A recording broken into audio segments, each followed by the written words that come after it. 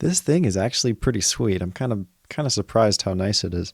The only thing I dislike is probably the plastic lid, but even this part is, I mean, it suctions on.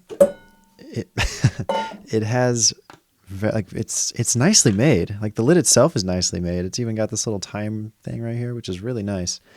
I just don't like that it's made of plastic. I wish it was all metal, but like this part's metal, so I really don't have anywhere to complain. It's even got this little like in case it's hot and you got to hold it up with two hands. It's got this little ring on this side because they even show people making like freaking soup and stuff in here.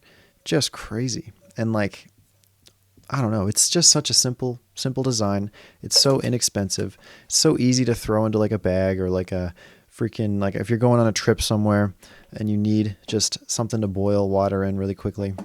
This is just a great idea. I mean, it's kind of a urban survival little hack here. You really can't go wrong with it. The handle's really sturdy. I'm not worried about this thing coming off.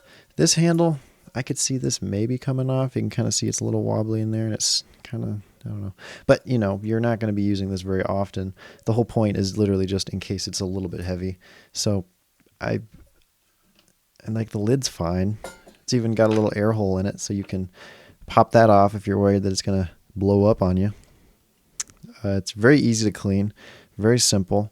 Everything is good. I mean, especially for the price. I mean, it's thin, everything's kind of thin and feels kind of cheap, but for the price you're paying for this, I really I can't fault it. It works. It does what it needs to do. So yeah, I totally recommend it.